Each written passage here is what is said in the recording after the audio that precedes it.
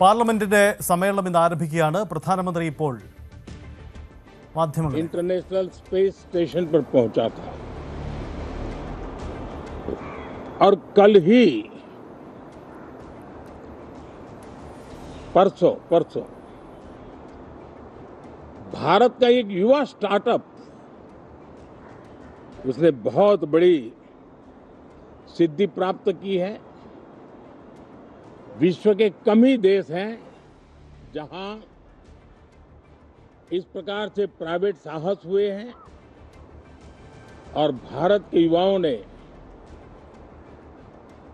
अंतरिक्ष में नई उड़ान भरी है। बहुत बड़ी सफलता है और ये जो स्काईरूट स्टार्टअप है उसमें जो नौजवान काम कर रहे हैं, मुझे बताया गया उनकी पूरी टीम की जो एवरेज एज है वो सिर्फ 28 साल है। ऐसे नौजवानों ने ये काम करके दिखाया है। मैं किसी 56 साल के नौजवान की बात नहीं कर रहा हूं, मैं देश के ये स्टार्टअप ने 28 के एवरेज वाले नौजवानों ने अंतरिक्ष में भारत का झंडा गाड़ दिया है। उनको तो बधाई है ही है, लेकिन ऐसी बातें जो हैं जो भारत को आत्मविश्वास से भर देती है। विश्व में भारत का प्रोफाइल सर्वमान्य सर्वस्वीकृत बनता जाता है। साथियों, ये संयोग नहीं, ये एक संदेश है और बड़ा मजबूत संदेश है कि हमारे देश के युवाओं की क्षमता और उनकी आकांक्षा अंतरिक्ष जितनी असीम है, इससे बड़ा संदेश देश के लिए कोई और प्रेरणा नहीं दे सकता है। साथियों, जो रिफॉर्म एक्सप्रेस पर सवार होकर के आज देश चल पड़ा है, उसी का नतीजा है कि भारत के नौजवान इतना बड़ा साहस कर पाते हैं और सफल भी हो रहे हैं। साथियों, पिछले दिनों राजस्थान में बहुत बड़ी ऑयल रिफाइनरी देश को समर्पित की गई। पिछले कुछ सप्ताह पहले एक सेमीकंडक्टर प्लांट यानी तीसरा देश को समर्पित किया गया। अभी कुछ दिन पहले ग्रीन हाइड्रोजन से चलने वाली ट्रेन, और विश्व में बहुत कम देश ऐसे हैं कि जिनके पास ये सुविधा है, लेकिन भारत ने जो हाइड्रोजन ट्रेन देशवासियों को समर्पित की है वो सबसे ताकतवर इंजन वाली है और सबसे लंबी है। ये अपने आप में भारत के वैज्ञानिक, भारत के इंजीनियर्स, भारत के इनोवेटर्स, भारत के उद्यमी, भारत के श्रमिक, ये जो एक लक्ष्य लेकर के देश के लिए जी रहे हैं, देश के लिए काम कर रहे हैं, उसी का परिणाम है। साथियों, हम भली भांति जानते हैं और पूरी दुनिया चिंतित भी है, लगातार कहीं न कहीं युद्ध की स्थितियां बनती रही है।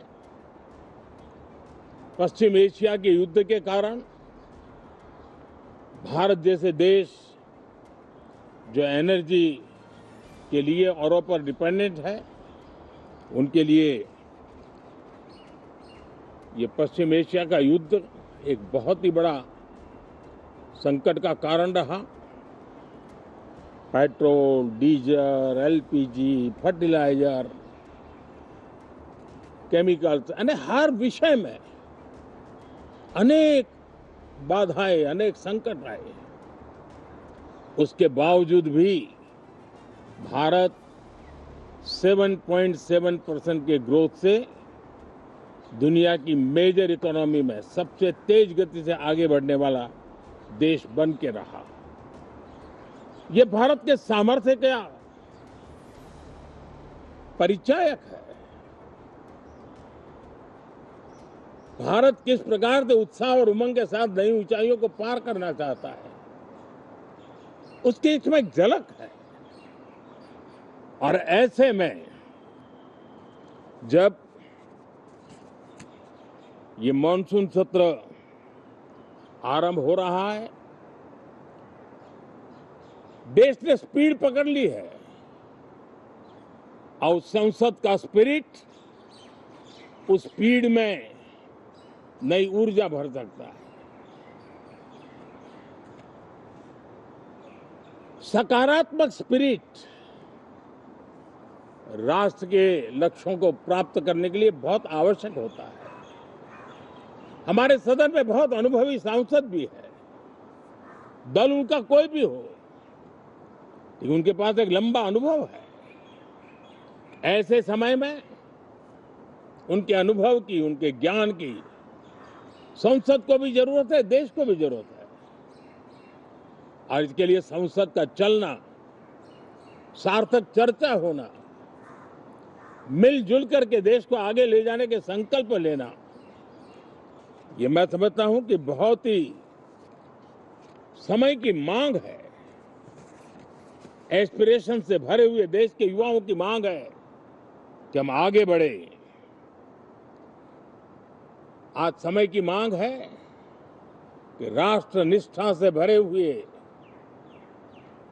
राष्ट्र भक्ति के लिए जी रहे आवाज को सदन में उचित मंच मिलता रहे, वे अपनी आवाज को बुलंद करे, देश को दिशा दे।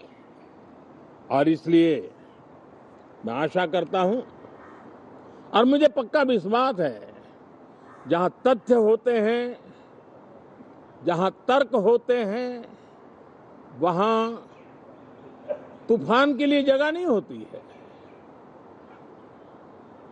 अगर तर्क मजबूत है, तथ्य मजबूत है, तो शांत चित्त से भी अपनी आवाज को बुलंद बनाया जा सकता है।